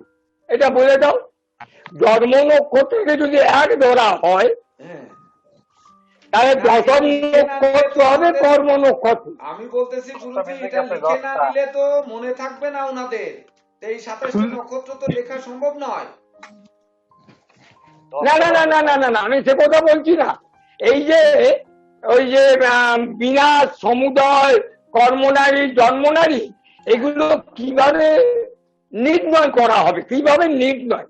তাহলে জন্ম নক্ষত্র যদি 1 হয়, তার 10ম নক্ষত্র কর্মনারী। হ্যাঁ, এবার 16 নম্বর নক্ষত্র হবে সাংঘাতিক নারী, সমুদয় নারী হবে 18 নম্বর নক্ষত্র, আর বিনাশ নারী 18 নম্বর নক্ষত্র, আর মানুষ নারী হবে 25 নম্বর নক্ষত্র। কিন্তু এটা বলে দিলেই বা কিভাবে আমরা মনে রাখবে? এটা মনে রাখতে না, ওগুলো মুখস্থ করতে হবে, পড়তে হবে, এগুলো পড়তে হবে বা মুখস্থ রাখতে হবে, তাহলে এগুলো বুঝতে পারবে। আমি বললাম যে এটা মুখস্থ রাখা ছাড়া আর কোনো উপায় এতে নেই। 10টা বাজে। শুনেন, আর কারো কোনো প্রশ্ন আছে আজকের ক্লাস বিষয়ে? 10টা বেজে গেছে, আমরা ক্লাস কিন্তু শেষ করব। লকডাউনের ভিতর বাড়ি যেতে হবে, দ্রুত বলুন কার কি জানার আছে। স্যার মানুষ নারীর কাজ কি? মনোপীড়া, মানুষের মনোপীড়া দেবে। মনোপীড়া স্যার মানুষ নারীর কাজ কি? স্যার মানুষ নারী মনোপীড়া দেবে, মনোপীড়া মনোপীড়া। পীড়া মনসী মানসে, মনোপীড়ার কারণ হবে মানসে, মানস নারীকে মনোপীড়ার কারণ। ইয়া হানিস্ব দেহস্যাৎ জন্মক্ষে উপতাপিতে কর্মক্ষে কর্মনাং হানি পীড়া মনসী মানসে দেহ দ্রবীণ বন্ধূনাং হানি সাংঘাতিকে তথা সন্তপ্তে সামুদায়িকে মিত্র ভিত্তার্থ সংকয় বৈনাশিকে বিনাশস্যাৎ দেহ দ্রবীণ বন্ধুনাং। এইভাবে এগুলো বিচার করা কথা বলে রাখি, আগামী ক্লাসে আগেই আমরা ধরবো, এইটার সঙ্গে সংযুক্ত আছে কিন্তু শিশুকালের পাতাকি চক্র, যেটা শিশুকালের দৃষ্টি বিচার করা হয়। অর্থাৎ আগামী ক্লাসে আমরা প্রিন্সিপাল স্যারের যে ক্লাস হবে সেই ক্লাসে আমরা পাতাকি চক্র নিয়ে আলোচনা করব। পাতাকি চক্রে যে নারী ভেদ করবে সেই নারীর উপর নির্ভর করবে যে সে কোন নক্ষত্রে মারা যাবে, এটা আরো সহজে বোঝা যাবে। জন্মকুণ্ডলী গুরু, জন্মকুণ্ডলী গুরুকুণ্ডলী এগুলো করতে হবে এই নক্ষত্রের সাথে। অর্থাৎ এই দুটি চার্ট কিন্তু মনে রাখতে হবে। আগামী দিনে খাতার বাম পাশে থাকবে এই দুটি চার্ট, আর ডান পাশে থাকবে একটি জন্মছক এবং সেই সঙ্গে থাকবে পাতাকি চক্র বাম পাশে, মানে ডান পাশে নতুন যে পৃষ্ঠাটা নেবেন। তখন এই পাতাকি চক্র, নবতারা চক্র, সান্নাড়ি চক্র আর হরোস্কোপ মানে প্ল্যানেট, এটা নিয়ে আপনাদের আয়ু বিচারের সূত্র বোঝানো হবে। আর একটা প্রশ্ন করুন স্যার। হ্যাঁ বলেন। স্যার বিপদ, পোত্তারি এবং বদ এই তিনটাতে কি মৃত্যু হতে পারে স্যার? কেন হতে পারে না? বিপদ এসে মৃত্যু হতে পারে না। পোত্তারিতে বিপদ এসে কি, ধরেন আপনি বন্যার মধ্যে পড়ে গেলেন, বন্যায় সমুদ্রে পড়ে গেলেন বা সমুদ্রে যে আপনার নৌকা ডুবে গেল, তা আপনার মৃত্যু হতে পারে না? পারে। বজ্রপাতে পড়লেন আপনি, বজ্রপাতের মধ্যে পড়লেন, আপনার মৃত্যু হতে পারে না? এই যে বললাম যে বিপদ মানে অপরকে মারতে গিয়ে আপনি গুলিবিদ্ধ হলেন, এটা কি আপনি মরতে পারেন না? বলেন স্যার। বিপদ, পোত্তারি এবং বদের এর কোনো ক্লাসিফিকেশন আছে স্যার? মানে ভিন্ন ভিন্ন মৃত্যুর কোনো কারণ দেখানো যেতে পারে স্যার? সেই জন্যই তো বললাম, জন্মকালীন ওই নক্ষত্র যদি পাপ গ্রহ যুক্ত, পাপ গ্রহ দৃষ্ট বা পাপস্থ হয় বা নিচস্থ হয়, সেই গ্রহের কারুকার্যে বা কারকতা অনুযায়ী তার মৃত্যু হবে। এটা স্যার বিচার করার জন্য কি আবার নক্ষত্রের গণগুলো লাগবে? ওই যে উপগ্রহ সব লাগবে। এই 12টা রাশি নক্ষত্রের মধ্যে এর বিচার করতে হবে। আপনারা গুণদিন দেখুন কতটা বিচার শিখতে হবে। গুণদিন তন্ময় বাগচি ক্যালকুলেটর ধরুন। রাশি প্রথম হচ্ছে 12টা রাশি, 12টা রাশির 9টি নক্ষত্র, ওই সরি 9টা গ্রহ, তাহলে 12 গুণ 9 দিন দেওয়ার পরে একে 27টা নক্ষত্র, গুণ দিন 9, গুণ শুধু দিতে থাকেন, গুণ 9 108 স্যার। হ্যাঁ, যা হয় করতে থাকেন। এইবার প্রত্যেকটা ক্ষেত্রকে যখন 30 ভাগ করা হচ্ছে, তাহলে গুণ দিন 3 বারং 36 দিছেন? হ্যাঁ স্যার। এইবার 36 গুণ দেওয়ার পরে তারপরে 36 গুণ দেওয়ার পরে এইবার গ্রহের শত্রু, মিত্র, তুঙ্গ, নিচস্থ, দৃষ্টি এবং ত্রিকোণ, তাহলে 12, 5, 5 বারং 60, 6 বারং 72, গুণ দিন 72 স্যার। এইবার 12টি লগ্ন আর 12টি রাশি এর সাথে গুণ দিন 12। 12 রাশি একবার দেখাই গেছে স্যার, লগ্ন দিয়েছি প্রথম, এবার 12 রাশি, গুণ দিন 12। হ্যাঁ স্যার। কত হলো?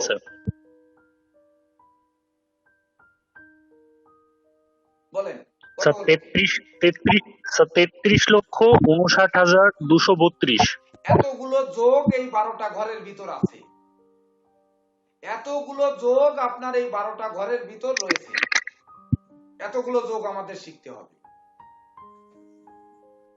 স্যার আমাদের কি ওই ষোড়শ পুষ্টিও কি শিখাবেন? ওই যে রেক্টার, নবাংশ, দ্বাদশাংশ সব হবে। আগে রাশি চক্র হোক, আগে রাশি চক্র করুন, এটাই তো নবাংশ।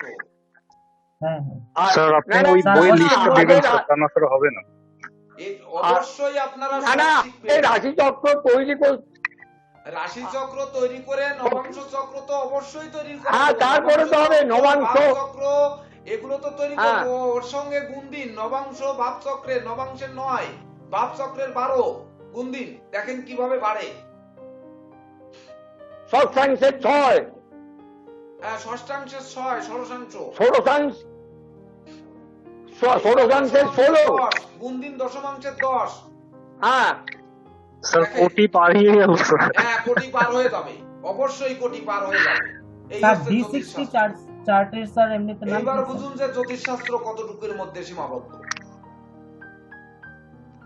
স্যার স্বর্ণালী চক্রে কি বিনাশ না হলে মৃত্যু হবে না? বিনাশ হতেই হবে। বিনাশী হতে হবে, সাংঘাতিকেও অনেক সময় মৃত্যু হতে পারে যদি সাংঘাতিক নক্ষত্র চরম ভাবে পাপস্থ হয়। বিশেষ করে রাহু, চন্দ্র, রবি একসঙ্গে যুক্ত থাকে, তাদের দৃষ্টি পড়ে, তাহলে সাংঘাতিকেও কিন্তু মৃত্যু হয়ে যেতে পারে। বা মৃত্যুকারক অষ্টমপতি গ্রহ যদি, এই মৃত্যুকারক গ্রহ যদি মানে রাহু দ্বারা দৃষ্ট বা যুক্ত হয়, তাহলে কিন্তু সাংঘাতিকেও মৃত্যু হতে পারে বিনাশবাদে। স্যার মৃত্যু বিচারের জন্য কি অষ্টক বর্গ কি গুনতে হয়? অবশ্যই অষ্টবর্গও শেখানো হবে এই ব্যাচে। আমাদের যার জন্য প্রথম ব্যাচের যারা শিক্ষার্থী ছিলেন তাদেরকে কিন্তু আমি 2 মাস হায়ার স্টাডি মানে হায়ার ডিপ্লোমা করার আগে আমি 2 মাস ফ্রি ক্লাস করার সুযোগ দিয়েছিলাম। যদিও তার ভিতর একজন শুধুমাত্র নিবেদিতা ঘোষ জয়েন করেছেন, আর কেউ জয়েন করেনি। তো আমি এই সুযোগটা দিয়েছিলাম, সুযোগটা যারা কাজে লাগায়নি তারা পরবর্তীতে বুঝতে পারবে যে হ্যাঁ আসলে আমরা সুযোগটাকে কাজে লাগালাম না। তো হায়ার ডিপ্লোমায় তো ওগুলো থাকবে, যেগুলো আমরা ডিপ্লোমার মধ্যে সমাধান না করতে পারবো সেগুলোকে হায়ার ডিপ্লোমায় নিয়ে যাব। আমরা এর জন্য একটি কোর্স আপনাদেরকে দিব, যে কোর্সটা ডিপ্লোমাতে করানো হবে। সেটা আরো কিছু স্টুডেন্ট আমাদের ভর্তির প্রক্রিয়াধীন অবস্থায় আছে, আমরা এই মাস পর্যন্ত ভর্তি নিব, মানে এই মাসের 31 তারিখ পর্যন্ত আমরা ভর্তি নিব। তো এই ভর্তি হওয়ার পরে তারা যদি গোড়ার অংশ বুঝে নিতে পারে তাহলে এই ব্যাচে থাকবে, এর পরবর্তীতে আর এই ব্যাচে ভর্তি করার ইচ্ছা আমার নেই। তো সেহেতু তার পরবর্তীতে আমরা সিলেবাস অনুযায়ী ক্লাসে চলে যাব, এটাও কিন্তু সিলেবাসের অংশ অনুযায়ী আমরা ক্লাস নিচ্ছি। এই যে সংখ্যার ক্লাস সকালবেলায় নিলাম, আপনার সন্ধ্যায় আমি যে হাতে নিলাম, এই কিন্তু সিলেবাস অনুযায়ী সূত্র মানে যাওয়া হচ্ছে, কিন্তু সিলেবাস আপনাদের হাতে এখনো পৌঁছায়নি, এটা হচ্ছে পার্থক্য। স্যার পঞ্জিকা দেখেন না শিখাবেন না স্যার? পঞ্জিকা দেখায় একটাই ক্লাস হয়েছে, এরপরে শুধু শুভ দিনের নির্ঘণ্ট নিয়ে আরেকটি ক্লাস করব, শুভ দিনগুলো কিভাবে হয়। স্যার বাস্তব কবে থেকে শুরু আর করবেন? আমরা চেষ্টা করতেছি যে আমাদের এই ক্লাস পঞ্জিকা দেখার ক্লাস যদি নেওয়ার দরকার কমপক্ষে 10টা, তো এই 10টা ক্লাস কিন্তু নিতে গেলে এদিকে ডিপ্লোমার ক্লাস অনেক বাকি থেকে যাবে, আপনারা এদিকে কাঁচা থেকে যাবে। তাই আমি পঞ্জিকা দেখার ক্লাসটাকে বাকি 9টা ক্লাস হায়ার ডিপ্লোমাতে নেওয়ার চেষ্টা করতেছি, যে হায়ার ডিপ্লোমাতে নিয়ে যাব, ওখানে তাদেরকে যোগকরণ সকল কিছু দিয়ে শুভ দিন কিভাবে তৈরি হয়, শুভ ক্ষণ কিভাবে তৈরি হয়, এগুলো হায়ার ডিপ্লোমায় নিয়ে যাওয়ার চিন্তা করছি। এমনও হতে পারে যে সেই হায়ার ডিপ্লোমার ভিডিও দেখে আপনারা শিখে নিতে পারতে পারেন, এমনও হতে পারে। স্যার করণে আমার সমস্যা আছে স্যার। হ্যাঁ বাস্তু ক্লাস স্যার কবে থেকে হবে? হ্যাঁ বাস্তু হবে, বাস্তু হায়ার ডিপ্লোমাতে হবে, ডিপ্লোমাতে নয়। মানে এই ডিপ্লোমাতে কি স্যার বাস্তু নেই? না ডিপ্লোমাতে বাস্তু না, ডিপ্লোমাতে বাস্তু পড়ানো হবে না। ডিপ্লোমাতে আপনারা আগে যদি হরোস্কোপ ভালো না বোঝেন, মেরু যদি না বোঝেন, তো আপনারা বুঝতে পারবেন না বাস্তু। এই জন্য বাস্তুশাস্ত্র ডিপ্লোমাতে আনা হবে না, ওটা হায়ার ডিপ্লোমাতে যাবে। আমরা গত ব্যাচে মানডেন অ্যাস্ট্রোলজির একটি মাত্র ক্লাস নিয়েছিলাম, কিন্তু একটি মাত্র ক্লাসে কিন্তু আমার শিক্ষার্থীরা ম্যাক্সিমাম বুঝতে পেরেছেন এবং মানে বুঝে তারা উত্তরও দিতে পেরেছে। অর্থাৎ শেষের দিকে দিয়ে মানডেন অ্যাস্ট্রোলজিরও একটা দুটো ক্লাস নেওয়া হবে, কিন্তু বাকি ক্লাস যাওয়া হবে হায়ার ডিপ্লোমাতে। কেন মানডেন অ্যাস্ট্রোলজি ও রাষ্ট্রীয় গণনা এটাও খুব কঠিন জিনিস। এমনকি প্রথম দিকের কিছু সহজ সূত্রকে আমরা ডিপ্লোমায় নিয়ে আসবো, কঠিন গুলোকে হায়ার ডিপ্লোমায় নিয়ে যাব, এটা সেইভাবে আমরা সিলেবাস তৈরি করেছি। তো আমরা শেষ করব, আর কারো কোনো কথা আছে বলুন কুইক। স্যার একটা প্রশ্ন। না না স্যার, প্রাথমিক যদি বুঝতে পারে তাহলে কঠিন গুলো বুঝতে করে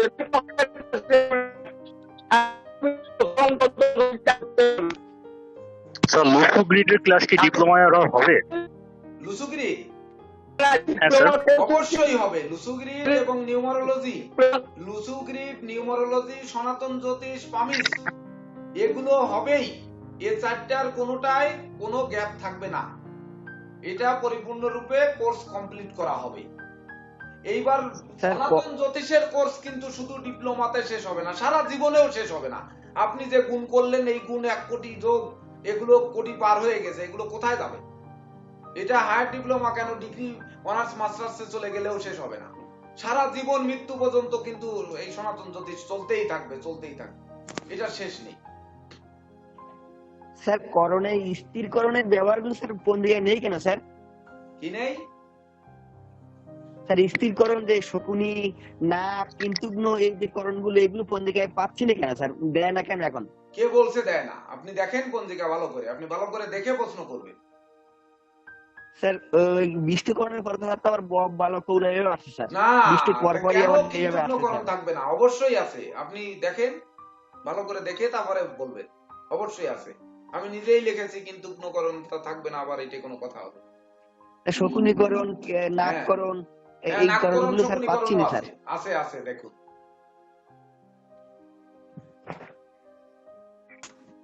তো ঠিক আছে, ক্লাস এই পর্যন্ত সমাপ্ত করছি। আপনারা সবাই ভালো থাকুন, সুস্থ সুন্দরভাবে জীবনযাপন করুন। বিশ্বব্যাপী চলা এই মারণঘাতক ব্যাধির হাত থেকে আপনাদের স্ব পরিবার মুক্ত হোক, এই আশাবাদ নিয়ে আজকের ক্লাস এখানেই সমাপ্ত ঘোষণা করছি।